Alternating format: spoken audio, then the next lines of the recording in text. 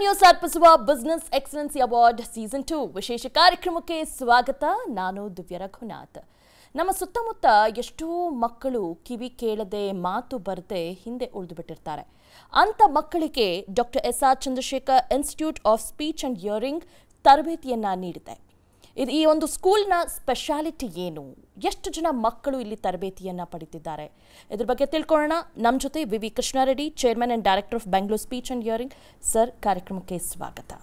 ನಮಸ್ಕಾರ ಸರ್. ನಾನಾಗಲೇ ಹೇಳಿದೆ, ನಮ್ಮ ಸಮಾಜದಲ್ಲಿ ಸುತ್ತಮುತ್ತ ಮಕ್ಕಳು ಎಷ್ಟೋ ಮಕ್ಕಳು ಕಿವಿ ಕೇಳದೆ ಮಾತು ಬರದೆ ಹಿಂದೆ ಉಳಿದು ಬಿಟ್ಟಿರ್ತಾರೆ. ಅಂಥ ಮಕ್ಕಳಿಗೆ ನೀವು ತರಬೇತಿಯನ್ನು ನೀಡ್ತಾ ಇದ್ದೀರಾ. ಮೊದಲನೇದಾಗಿ hats off to you sir. Thank you so much. ಇದ್ರ ಹಿಸ್ಟ್ರಿ ಬಗ್ಗೆ ಹೇಳೋದಾದರೆ ಹೇಗೆ ಸ್ಟಾರ್ಟ್ ಆಯಿತು, ಯಾವಾಗ ಸ್ಟಾರ್ಟ್ ಆಯಿತು? 1974 ನಮ್ಮ ಬ್ಯಾಂಗ್ಳೂರ್ ಪೂರ್ವ ಲಯನ್ಸ್ ಸಂಸ್ಥಾ ಅಧ್ಯಕ್ಷರಾಗಿ ಡಾಕ್ಟರ್ ಚಂದ್ರಶೇಖರ್ ಅಂತ ಆಗಿದ್ದರು. ಅವ್ರಿಗೆ ಅನಿಸ್ತು, ಅವರು ENT ಸ್ಪೆಷಲಿಸ್ಟು, ಅವ್ರಿಗೆ ಅನಿಸ್ತು ನಾವೊಂದು ರೂರಲ್ ಪ್ರದೇಶದಲ್ಲಿ ಒಂದು ಸ್ಪೀಚ್ ಆ್ಯಂಡ್ ಹಿಯರಿಂಗ್ ಕ್ಯಾಂಪ್ ಮಾಡೋಣ ಅಂತ. ಸೊ ಅವರೇ ಡಾಕ್ಟರ್ ಆಗಿರುವಂಥ ಅವರೇ ಹೋಗಿ ಲಯನ್ಸ್ ಕ್ಲಬ್ ಸದಸ್ಯರೆಲ್ಲ ಹೋಗಿ ಒಂದು ಕ್ಯಾಂಪ್ ಮಾಡಿದ್ದಾರೆ ಬ್ಯಾಂಗ್ಳೂರು ರೂರಲಲ್ಲಿ 74. ಆವಾಗ ಎಷ್ಟೋ ಜನ ಈ ಕ್ಯಾಂಪಿಗೆ ಬಂದು ಸ್ಕ್ರೀನಿಂಗ್ ಮಾಡಿಸ್ಕೊಂಡ್ರು. ಆವಾಗ ಅನಿಸ್ತು ಡಾಕ್ಟರ್ಗೆ, ಇಷ್ಟು ಜನ ಬಂದಿದ್ದಾರೆ, ಈಗ ನಾವು ಬಂದಿಲ್ಲ ಅಂದರೆ ಸ್ಕ್ರೀನಿಂಗ್ ಮಾಡಿಲ್ಲ ಅಂದರೆ ಎಲ್ಲಿ ಹೋಗ್ತಾರೆ ಇವರು. ಈ ಸ್ಪೀಚ್ ಆ್ಯಂಡ್ ಹಿಯರಿಂಗ್ ಫೀಲ್ಡ್ ಅನ್ನೋದು ತುಂಬ ನೆಗ್ಲೆಕ್ಟೆಡ್ ಫೀಲ್ಡು, ಅಂದರೆ ಅಷ್ಟು ಇಂಪಾರ್ಟೆಂಟ್ ಕೊಡೋದಿಲ್ಲ ಯಾರು. ಬೇರೆ ಆರೋಗ್ಯ ಇದಂದರೆ ಎಲ್ಲ ಇಂಪಾರ್ಟೆನ್ಸ್ ಕೊಡ್ತಾರೆ, ಅಂದರೆ ಬೇರೆ ಇದಕ್ಕೆ. ಸೊ ಅವ್ರಿಗೆ ಅನಿಸ್ತು, ಈಗ ನಾವೇ ಒಂದು ದಿವಸ ಮಾಡಿದರೆ ಸಾಕಾಗಲ್ಲ, ಡೈಲಿ ಕ್ಲಿನಿಕ್ಸ್ ಮಾಡಬೇಕು, ಒಂದು ಪರ್ಮನೆಂಟಾಗಿ ಒಂದು ಸ್ಕ್ರೀನಿಂಗ್ ಇನ್ಸ್ಟಿಟ್ಯೂಟ್ ಮಾಡಬೇಕಂತ ಅವರು ಯೋಚನೆ ಮಾಡಿ 1975 ಒಂದು ಟ್ರಸ್ಟ್ ಮಾಡಿ ಫೌಂಡೇಶನ್ ಸ್ಟೋನ್ ಹಾಕಿದರು. ಸೊ 1977 ಜನವರಿಯಲ್ಲಿ ಕಂಪ್ಲೀಟ್ ಮಾಡಿ ಇನ್ಸ್ಟಿಟ್ಯೂಟು ಇನಾಗ್ರೇಟ್ ಮಾಡಿದ್ದಾರೆ. ಆವಾಗ ಬರೀ ಸ್ಕ್ರೀನಿಂಗ್ ಮಾತ್ರ ಇತ್ತು, ಸ್ಪೀಚ್ ಆ್ಯಂಡ್ ಹಿಯರಿಂಗ್ ಸ್ಕ್ರೀನಿಂಗು. ಅವ್ರಿಗೇನ ಹಿಯರಿಂಗ್ ಏಡ್ಸ್ ಬೇಕಂದರೆ ಸಪೋರ್ಟು, ಹಂಗೆ ಶುರುವಾಯಿತು ಈ ಸಂಸ್ಥೆ. ಓಕೆ, ಎಷ್ಟು ಜನ ಮಕ್ಕಳು ಇದ್ದಾರೆ ಸರ್ ಈಗ ನಮ್ಮ ಒಂದು ಕ್ಲಿನಿಕ್ಸಲ್ಲಿ ಒಂದು ದಿವಸಕ್ಕೆ 150 ಜನ ಬರ್ತಾರೆ ಆಚೆ ಕಡೆಯಿಂದ ಟೆಸ್ಟಿಂಗ್ ಮಾಡಿಸ್ಕೊಳ್ಳೋಕ್ಕೆ. Speech hearing problems, speech problems, psychological disorders ಎಲ್ಲ. ಅದು ಬಿಟ್ಟು ನಮ್ಮ ಕ್ಯಾಂಪಸಲ್ಲಿ ಒಂದು ಮಕ್ಕಳಿಗೆ ಸ್ಪೀಚ್ ಆ್ಯಂಡ್ ಹಿಯರಿಂಗ್ ಇಂಪೇರ್ಡ್ ಚಿಲ್ಡ್ರನ್ಗೆ ಒಂದು ಸ್ಕೂಲ್ ಇದೆ. ಆ ಸ್ಕೂಲಲ್ಲಿ ನಾವು 1st ಸ್ಟ್ಯಾಂಡರ್ಡಿಂದ 10th ಸ್ಟ್ಯಾಂಡರ್ಡ್ಗೆ ನಾವು ಎಜುಕೇಷನ್ ಕೊಡ್ತೀವಿ ಅವ್ರಿಗೆ. ಅವರು ಎಲ್ಲ regular Karnataka government higher education exams ಬರೀತಾರೆ. ಅವ್ರಿಗೆ ಅವರು 200 ಚಿಲ್ಡ್ರನ್ ಇದ್ದಾರೆ ನಮ್ಮ ಸ್ಕೂಲಲ್ಲಿ, ಎಲ್ಲ ಸ್ಪೀಚ್ ಆ್ಯಂಡ್ ಹಿಯರಿಂಗ್ ಇಂಪೇರ್ಮೆಂಟ್ ಚಿಲ್ಡ್ರನ್ನು. ಅದು ಸ್ಪೆಷಲ್ ಸ್ಕೂಲು, 8 ಸ್ಟೂಡೆಂಟ್ಸ್ಗೆ ಒಬ್ಬರು ಟೀಚರ್ ಬೇಕು ಅದಕ್ಕೆ. ಸೊ ಈಗ 200 ಚಿಲ್ಡ್ರನ್ನು ಪ್ರತಿ ವರ್ಷ ಅಲ್ಲಿ ಓದ್ತಾ ಇದ್ದಾರೆ. 10th ಸ್ಟ್ಯಾಂಡರ್ಡ್ ಆದಮೇಲೆ ಅವರು ಬೇರೆ ವೊಕೇಶನಲ್ ಟ್ರೈನಿಂಗು ಆ ಥರ ಹೋಗಿ ಜಾಬ್ಸ್ಗೆ ಹೋಗ್ತಾರೆ. ಓಕೆ, ಈ ಒಂದು ರೋಲ್ನ ಯಾಕೆ ಚೂಸ್ ಮಾಡ್ಕೊಂಡ್ರಿ ಸರ್? ಯಾಕಂದರೆ it is pretty risky also, ಮತ್ತು ಇನ್ನೊಂದು ಕಡೆ ಒಂದು ಒಳ್ಳೆ ಸೇವೆಯನ್ನು ಕೂಡ ನೀಡ್ತಾ ಇದ್ದೀರಾ. ಯಾಕೆ ಈ ಫೀಲ್ಡಲ್ಲಿ ನೀಡಿತ್ತು ಜಾಸ್ತಿ? ಈಗ ನೋಡಿದ್ರೆ ಮೈಸೂರಲ್ಲಿ ಒಂದು ಇನ್ಸ್ಟಿಟ್ಯೂಟ್ ಇದೆ, all India institute of speech and hearing ಅಂತ. ಅದು ಗೌರ್ಮೆಂಟ್ ಆಫ್ ಇಂಡಿಯಾ ಇನ್ಸ್ಟಿಟ್ಯೂಟು. ಅದು ಬಿಟ್ಟರೆ ನಿಮಗೆ ಕರ್ನಾಟಕದಲ್ಲಿ doctor S R. Chandrashekhar institute of speech and hearing ಇದು ಸೆಕೆಂಡ್ ಇನ್ಸ್ಟಿಟ್ಯೂಟು.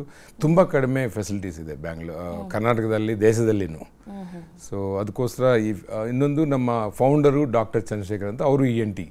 ಸೊ ಅವ್ರಿಗೆ ಗೊತ್ತು ಈ ಫೀಲ್ಡಲ್ಲಿ ಎಷ್ಟು ಸೇವ್ ಮಾಡಬೇಕು, ಎಷ್ಟು ವ್ಯಾಕ್ಯೂಮ್ ಇದೆ ಅಂತ. ಎಷ್ಟು ಜನ ಮಕ್ಕಳು ತರಬೇತಿ? 200 ಮಕ್ಕಳಿದ್ದಾರೆ. ಇದು ಬಿಟ್ಟು regular curriculum 1st standard 10th standard ಬಿಟ್ಟು ಈಗ ನಾವು ಮದರ್ ಟ್ರೈನಿಂಗ್ ಸೆಂಟರ್ ಅಂತ ಮಾಡಿದ್ದೀವಿ. ಇದು ಯೂನಿಕ್ ಸೆಂಟರ್ ನಮ್ಮ ಕರ್ನಾಟಕದಲ್ಲೇ, ನಮ್ಮ ದೇಶದಲ್ಲೇ. ಫಸ್ಟ್ ಈಗ ಹಿಯರಿಂಗ್ ಇಂಪೇರ್ಡ್ ಮಕ್ಕಳು ಎರ್ಲಿ ಥೆರಪಿ ಕೊಟ್ಟು ನಾವು ಒಂದು ಸ್ವಲ್ಪ ರೆಗ್ಯುಲರ್ ಚಿಲ್ಡ್ರನ್ ಮಾಡ್ಬೋದು. ಈಗ 1 year 4 years ವರೆಗೂ ಮಕ್ಕಳು ಮದರ್ಸ್ ಇಬ್ಬರು ಬರ್ತಾರೆ ಸ್ಕೂಲ್ಗೆ. ಅದು ಮದರ್ಸ್ ಟ್ರೈನಿಂಗ್ ಸೆಂಟರ್ ಅಂತ ಹೇಳ್ತೀವಿ.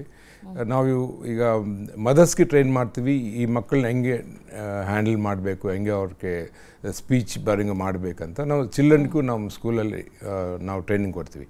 ನಮ್ಮ ಇನ್ಸ್ಟಿಟ್ಯೂಟಿಂದ ಈಗ ಸ್ಪೆಷಲ್ ಪ್ರೋಗ್ರಾಮ್ ಅಂದರೆ ನ್ಯೂ ಬಾರ್ನ್ ಬೇಬೀಸ್ ಟೆಸ್ಟಿಂಗು. ನಾವೊಂದು 7 ಹಾಸ್ಪಿಟಲ್ಸ್ ಬ್ಯಾಂಗ್ಳೂರಲ್ಲಿ, ಗೌರ್ಮೆಂಟ್ ಹಾಸ್ಪಿಟಲ್ಸು, BPMP ಹಾಸ್ಪಿಟಲ್ಸ್ಗೆ ಹೋಗಿ ನಾವು ಎವ್ರಿ ವೀಕ್ 2 days ಒಂದೊಂದು ಹಾಸ್ಪಿಟಲಲ್ಲಿ ನಮ್ಮ ಟೀಮ್ ಹೋಗುತ್ತೆ. ಹೋಗಿ ನ್ಯೂ ಬಾರ್ನ್ ಬೇಬೀಸ್ನ ಸ್ಕ್ರೀನ್ ಮಾಡ್ತೀವಿ. ಒಂದು 100 ಮಕ್ಕಳು ಸ್ಕ್ರೀನ್ ಮಾಡಿದ್ರೆ ಒಬ್ಬರಿಗೆ ಪ್ರಾಬ್ಲಮ್ ಇರುತ್ತೆ. ಅವ್ರಿಗೆ ಇದರ್ ಕಾಕ್ಲಿಯರ್ ಪ್ರಾಬ್ಲಮ್ ಇರುತ್ತೆ, ಅವ್ರಿಗೆ ಇನ್ನರ್ ಇಯರಲ್ಲಿ, ಇಲ್ಲಾಂದರೆ ಹೀರಿಂಗ್ ಪ್ರಾಬ್ಲಮ್ ಇರುತ್ತೆ. ಹೀರಿಂಗ್ ಏಡ್ ಕೊಟ್ಟರೆ ಸರಿಯಾಗುತ್ತೆ. ಕಾಕ್ಲಿಯರ್ ಪ್ರಾಬ್ಲಮ್ಮು ಅದು ಇಂಪ್ಲಾಂಟ್ ಮಾಡಬೇಕು, ಎಲೆಕ್ಟ್ರಾನಿಕ್ ಚಿಪ್ ಕಾಕ್ಲಿಯರ್ ಇಂಪ್ಲಾಂಟ್ ಅಂತ. 2 ಡಿಫೆಕ್ಟ್ ಇರುತ್ತೆ. 2 ಡಿಫೆಕ್ಟ್ ಇದ್ದರೆ ಅವ್ರಿಗೆ ಕೇಳಿಸಲ್ಲ. ಅದು ಬಿಫೋರ್ 6 months ನಾವು ಐಡೆಂಟಿಫೈ ಮಾಡಿದರೆ ಅವ್ರಿಗೆ ರೆಗ್ಯುಲರ್ ನಾರ್ಮಲ್ ಕಿಡ್ ಆಗಿ ಮಾಡ್ಬೋದು ಅವ್ರನ್ನ. ಯಾಕಂದರೆ ಹಿಯರಿಂಗ್ ಏಡ್ ಕೊಟ್ಬಿಟ್ರೆ. ಸಾರಿ ಸರ್, ಹೇಗೆ ಐಡೆಂಟಿಫೈ ಮಾಡಬಹುದು? ಅದು ನಾವು ನಮ್ಮ ಹತ್ರ ಎಕ್ವಿಪ್ಮೆಂಟ್ ಇದೆ. ನಮ್ಮ ಇನ್ಸ್ಟಿಟ್ಯೂಟಲ್ಲಿ ಹೈ ಎಂಡ್ ಎಕ್ವಿಪ್ಮೆಂಟ್ ಇದೆ, OAE ಅಂತ ಡಿಫ್ರೆಂಟ್ ಎಕ್ವಿಪ್ಮೆಂಟ್ ಇದೆ. ಅದು ನಾವು ನ್ಯೂಲಿ ಬಾರ್ನ್ ಬೇಬಿ ನಾನ್ ಸಬ್ಜೆಕ್ಟಿವ್ ಟೆಸ್ಟು ಅಂದರೆ ಈಗ ನಾನ್ ರೆಸ್ಪಾನ್ಸಿವ್ ಟೆಸ್ಟು. ಈಗ ನಿಮಗೆ ಹಿಯರಿಂಗ್ ಪ್ರಾಬ್ಲಮ್ ಇದೆಯಾ ಇಲ್ಲ ಅಂತ ನಾವು ವಿತೌಟ್ ನಿಮ್ಮ ರೆಸ್ಪಾನ್ಸ್ ಇಲ್ಲದಿದ್ರೆ ನಾವು ಮಿಷಿನಲ್ಲಿ ಟೆಸ್ಟ್ ಮಾಡ್ಬೋದು. ಈ ಥರ ಫೆಸಿಲಿಟೀಸು ನಮ್ಮ ಕಾರ್ಪೊರೇಟ್ ಹಾಸ್ಪಿಟಲ್ಸಲ್ಲಿದೆ, ಮಣಿಪಾಲ್ ಹಾಸ್ಪಿಟ್ಲು, ಅಪೋಲೋ ಹಾಸ್ಪಿಟ್ಲು, ಆ ಥರ. ಈಗ ಪ್ರತಿ ಮಕ್ಕಳು ಹುಟ್ಟುವಾಗ ಅವ್ರನ್ನ ಟೆಸ್ಟ್ ಮಾಡಿ ಕಳಿಸ್ತಾರೆ ಮನೆಗೆ. ಬಟ್ 90% ಮಕ್ಕಳು ನಮ್ಮ ದೇಶದಲ್ಲಿ ಕಾರ್ಪೊರೇಟ್ ಹಾಸ್ಪಿಟ್ಲಲ್ಲಿ ಡೆಲಿವರಿ ಆಗಲ್ಲ. ಈ BBMP ಹಾಸ್ಪಿಟಲ್ಸು, ಗೌರ್ಮೆಂಟ್ ಹಾಸ್ಪಿಟಲ್ಸು, ಇಲ್ಲ ಊರಲ್ಲಿ ಮನೆಯಲ್ಲಿ ಡೆಲಿವರಿ ಆಗುತ್ತೆ. ಸೊ ಅವ್ರನ್ನೆಲ್ಲ ಟೆಸ್ಟ್ ಮಾಡಲ್ಲ. ಸೊ ಅದಕ್ಕೆ ನಾವು ಈಗ ಗೌರ್ಮೆಂಟ್ ಹಾಸ್ಪಿಟಲ್ಗೆ ಹೋಗಿ ಟೆಸ್ಟ್ ಮಾಡ್ತಾಯಿದ್ವಿ. ಬಟ್ ಅದು ನಾವು ಮಾಡೋದು ತುಂಬ ಕಡಿಮೆ. 6-7 ಹಾಸ್ಪಿಟಲ್ಸ್ ಇನ್ ಬ್ಯಾಂಗ್ಳೂರ್ ಅಂದರೆ ತುಂಬ. ಕರ್ನಾಟಕ ನೋಡಿದರೆ ಪ್ರತಿ ಮಕ್ಕಳು ಟೆಸ್ಟ್ ಮಾಡಬೇಕು. ಈ ಬೇರೆ ದೇಶದಲ್ಲಿ ಪ್ರತಿ ಮಕ್ಕಳು ಹುಟ್ಟುವಾಗ ಟೆಸ್ಟ್ ಮಾಡಿ ಕಳಿಸ್ತಾರೆ ಮನೆಗೆ. ಬಟ್ ನಮ್ಮ ದೇಶದಲ್ಲಿ ಅದು ಫೆಸಿಲಿಟೀಸ್ ಇಲ್ಲ ಎಲ್ಲ ಕಡೆ. But it's good if the start ಅಂತ ಅನ್ಸುತ್ತೆ. ಸೊ 6 months ಈಗ ಏನಾಗುತ್ತೆ, 1 year ಲೇಟ್ ಆಗಿಬಿಟ್ರೆ ಹಿಯರಿಂಗ್ ಪ್ರಾಬ್ಲಮ್ ಇದೆ ಅಂತ suppose 2nd year 3rd year ಗೊತ್ತಿದ್ರೆ ಅವ್ರಿಗೆ ಅಷ್ಟೊತ್ತಿಗೆ ಸ್ಪೀಚ್ ಹೋಗಿರುತ್ತೆ. ಯಾಕಂದರೆ ನಾವು ಕೇಳಿಸಿದ್ರೆ ನಾವು ರೆಸ್ಪಾಂಡ್ ಮಾಡ್ತೀವಿ. ಹಿಯರಿಂಗ್ ಇಲ್ಲ ಅಂದರೆ ರೆಸ್ಪಾಂಡ್ ಮಾಡಲ್ಲ. ಸೊ 3 ವರ್ಷ ಆದಮೇಲೆ ಅವರು ಪರ್ಮನೆಂಟಾಗಿ ಸ್ಪೀಚ್ಲೆಸ್ ಆಗಿಬಿಡ್ತಾರೆ. ತರಬೇತಿ ಕೊಡೋದು ಎಷ್ಟು ಅವರ್ಸ್ ಆಗುತ್ತೆ ಅವ್ರಿಗೆ, ಏನು ಆ ಪ್ರೊಸೀಜರ್ಸ್ ಬಗ್ಗೆ ಹೇಳೋದಾದ್ರೆ? ಈಗ ಬೇಸಿಕಲಿ ನಾವು ಟೆಸ್ಟಿಂಗ್ ಮಾಡ್ತೀವಿ first. Hearing testing, audiology testing ಅಂತೀವಿ. ಎಕ್ವಿಪ್ಮೆಂಟ್ ಎಲ್ಲ ಇದೆ. ಅದಕ್ಕೊಂದು 2 hours ಆಗುತ್ತೆ ಟೆಸ್ಟ್ ಮಾಡಿ ಅಸೆಸ್ ಮಾಡೋಕ್ಕೆ. ಈಗ ಒಂದು ಹಿಯರಿಂಗ್ ಪ್ರಾಬ್ಲಮ್ ಒಂದೇ ಇಲ್ಲ. ಹಿಯರಿಂಗ್ ಪ್ರಾಬ್ಲಮ್ ಒಂದಾದರೆ ಜಸ್ಟ್ ಹಿಯರಿಂಗ್ ಏಡ್ ಕೊಟ್ಟರೆ ಅವ್ರಿಗೆ ಸೂಟಬಲ್ ಹಿಯರಿಂಗ್ ಏಡ್ ನಾವು ಡಿಸೈನ್ ಮಾಡಿ ಐಡೆಂಟಿಫೈ ಮಾಡಿ ಕೊಡಬೇಕು.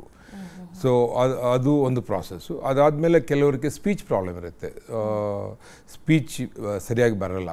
ಸೊ ಅವ್ರಿಗೆ ನಾವು ಸ್ಪೀಚ್ ಥೆರಪಿ ಕೊಡ್ತೀವಿ. ಅದು ಒಂದು 2 months ಆಗುತ್ತೆ, 3 months ಆಗುತ್ತೆ, depends up on the kid. 6 months ಆಗುತ್ತೆ. ಸೊ 1 ವಾರಕ್ಕೆ 1 ಸೆಷನ್ ತಗೊಳ್ತೀವಿ ಸ್ಪೀಚ್ ಥೆರಪಿ. ಸೊ ಇನ್ನೊಂದು ಈ ಡೆವಲಪ್ಮೆಂಟಲ್ ಡಿಸಾರ್ಡರ್ಸ್ ಕಿಡ್ಸಲ್ಲಿ, especially autism kids, developmental disorders ಇರುತ್ತೆ ಅವ್ರಿಗೂ ನಾವು ಅಸೆಸ್ಮೆಂಟ್ ಮಾಡಿ, ನಮ್ಮ ಸೈಕಾಲಜಿ ಡಿಪಾರ್ಟ್ಮೆಂಟ್ ಇದೆ ನಮ್ಮ ಇನ್ಸ್ಟಿಟ್ಯೂಟಲ್ಲಿ, ಅಸೆಸ್ಮೆಂಟ್ ಮಾಡಿ ಅವ್ರಿಗೆ ಯಾರ್ಯಾರಿಗೆ ಬೇಕೋ ಅವ್ರಿಗೆ ಥೆರಪಿ ಕೊಡ್ತೀವಿ. ಸೊ ಅದು ಥೆರಪಿ ಆದಮೇಲೆ ಅದನ್ನು ಒಂದು 20 ಸೆಷನ್ಸ್ ಆಗುತ್ತೆ, 30 ಸೆಷನ್ಸ್ ಆಗುತ್ತೆ. ಒಂದೊಂದು ಸೆಷನು 1 hour 1.5 hour ಆಗುತ್ತೆ. ಆ ಸೆಷನ್ಸ್ ಆದಮೇಲೆ ನಾವು ತಿರ್ಗಾ ಅಸೆಸ್ಮೆಂಟ್ ಮಾಡ್ತೀವಿ ಅವ್ರ ಮೆಂಟಲ್ ಡೆವಲಪ್ಮೆಂಟ್ ಹೆಂಗಿದೆ ಅಂತ.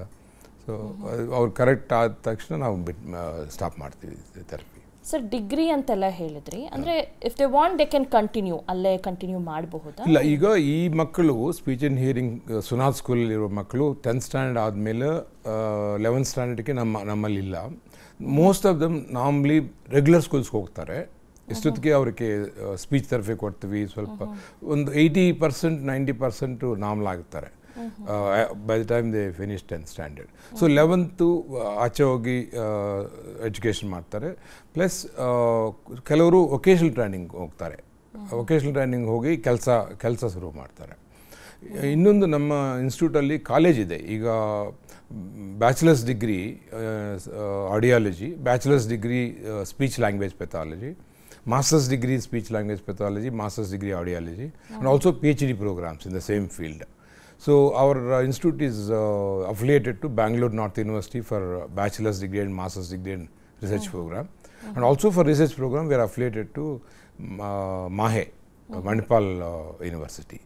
So we provide degree to the students. Avaru +2 ಆಗಿರಬೇಕು.